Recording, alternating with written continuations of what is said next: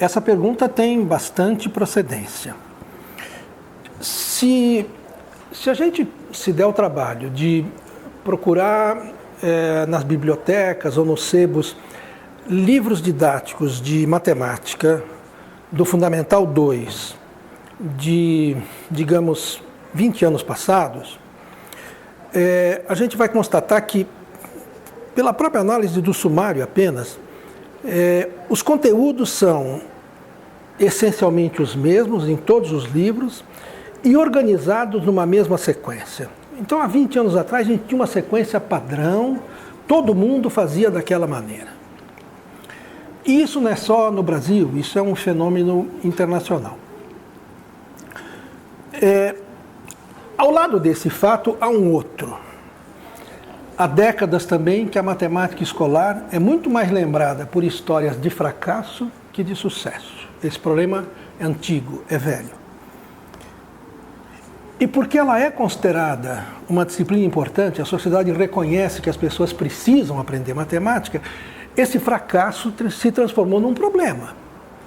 Um problema que vem sendo estudado, como todos os demais problemas que o ser humano tem e que são passíveis de estudo, esse problema vem sendo estudado no mundo inteiro também há muito tempo. Essa preocupação, pode-se dizer, tem pelo menos cerca de 100 anos. E tudo isso gerou novos conhecimentos, novos saberes, que estão publicados. Esses conhecimentos não estão fechados em gavetas, as 7 chaves, não, eles estão aí. O movimento de educação matemática é um movimento bastante articulado, com congressos, com dezenas de grupos trabalhando. Aqui no Brasil a gente tem vários grupos, como por exemplo o GPEM no Rio de Janeiro, ou o Projeto Fundão, com mais de 30 anos de atuação, em sala de aula, fazendo estudos, publicando materiais. Tudo isso gerou novos conhecimentos a respeito da matemática escolar. As mudanças que a gente faz neste material didático do UNO não são mudanças gratuitas, elas estão fundamentadas nesses estudos. E foram esses estudos que eu estou citando que embasaram os parâmetros curriculares nacionais, que estão publicados há quase 20 anos.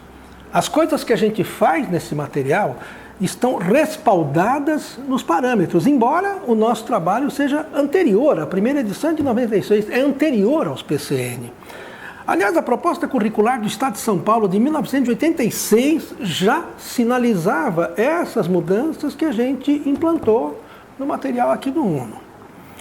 Então, não são mudanças arbitrárias, elas têm uma razão de ser.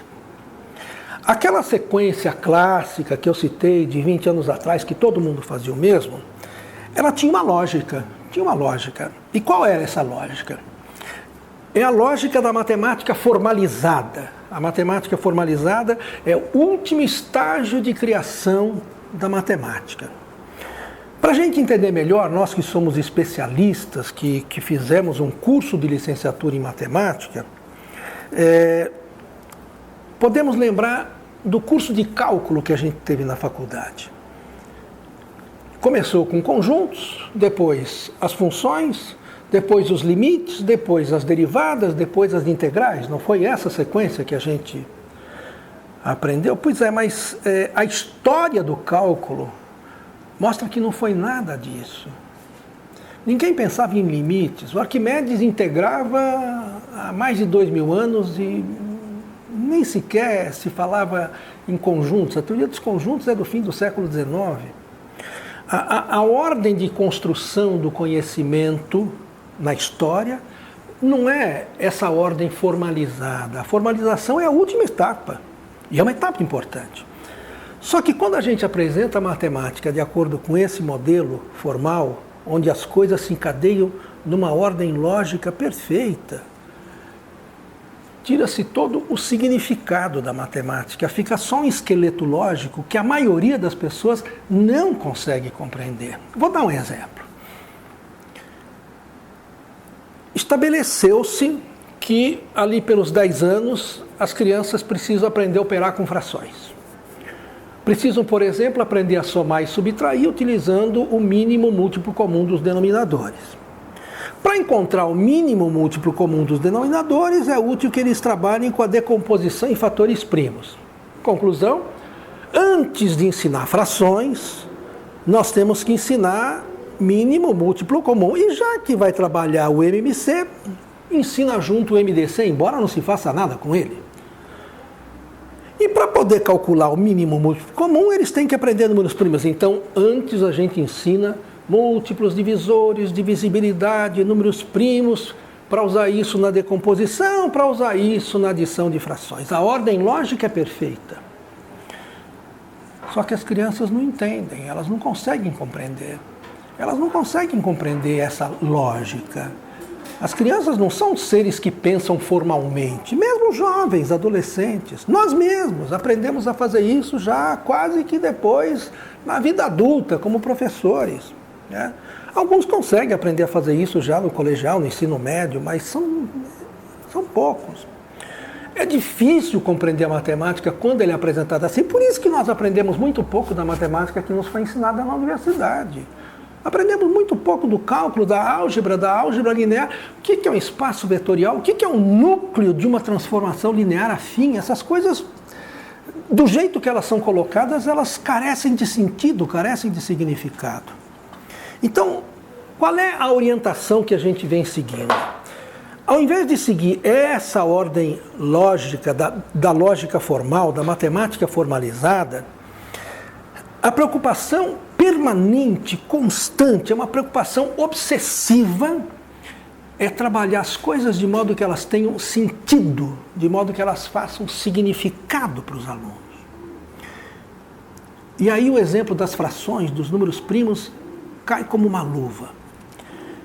Quando você diz para uma criança de 10 anos que um número é primo quando ele tem apenas 2 divisores distintos, que sentido isso faz?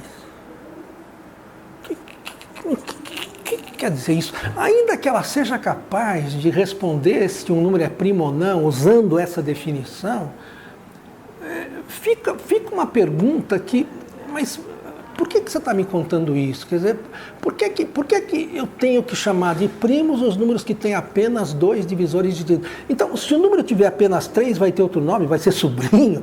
Se tiver apenas 4, vai ser netinho. O que quer dizer isso? Essa pergunta, ela vai além da matemática formalizada, além da compreensão de uma definição. Eu quero entender de onde veio isso. Por que esse nome? A abordagem que a gente faz dos números primos é para fazer justiça aos números primos, é para fazer justiça à matemática. Os números primos têm uma riqueza fantástica, eles fascinam os matemáticos há mais de 2000 anos.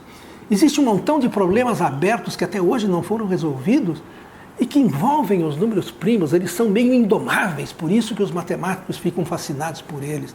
É difícil destrinchá-los, compreendê-los na sua plenitude. E que pobreza trabalhar os números primos, uma coisa tão importante da maneira como sempre se fez, com uma definição que ninguém entende, ninguém sabe de onde veio aquilo, ninguém depois consegue usar.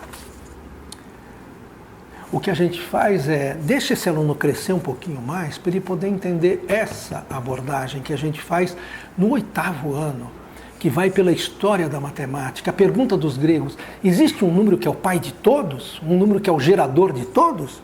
E a primeira resposta é simples, é o 1, porque todos são feitos de uns. 1 mais 1 dá 2, mais 1 dá 3, mais 1 dá 4, todos são feitos de 1. 1 é o pai de todos. Sim, é verdade quando a operação é a adição. Se a operação for a multiplicação, quem que é o pai de todos? 1 não é. Com 1 você não sai do lugar. Seria o 2. 2 vezes 2 dá 4, vezes 2 dá 8, vezes 2 dá 16. O 2 e a multiplicação geram uma infinidade de números, mas você não consegue gerar o 6, só com o 2 e a multiplicação. Para gerar o 6, além do 2, precisa do 3. Para gerar o 10, além do 2, precisa do 5. Então, quando a operação é a multiplicação, se percebe que não tem um gerador, mas tem alguns que geram os demais. Os geradores são 2, 3, 5, 7, o 8 não é gerador, porque ele é gerado pelo 2, o 9 é gerado pelo 3, o 10 é gerado pelo 2 e pelo 5, o 11 é gerador. A gente não consegue gerar o 11 com 2, 3 e 5 usando só a multiplicação. Fica claro por que nessa sequência de geradores o único par é o 2, porque todos os demais pares serão obtidos por uma multiplicação por 2. Fica claro que nessa sequência de geradores o 1 está fora. Esses que são os geradores dos demais são os mais importantes, porque eles geram os demais. Eles são os primeiros em importância e em latim primeiro se diz primo. Com essa abordagem dos números primos, que não é acessível a quem tem 10 anos de idade, fica claro porque que todos os primos, com exceção do 2, são ímpares, o que não quer dizer que todos os ímpares são primos. Fica clara a decomposição em fatores primos, ela vem de graça, vem junto. Isso é muito mais rico, é muito mais matemático, é muito mais útil do que aquela definição que, aos 10 anos, que não faz sentido. A definição até pode aparecer depois. Portanto, para fazer justiça matemática e para permitir que as pessoas aprendam matemática, é necessário mexer naquela organização clássica, antiga, porém hoje arcaica. Só está seguindo aquela sequência arcaica quem está por fora do que está acontecendo. Quem não está acompanhando o que está acontecendo. Quem não está estudando.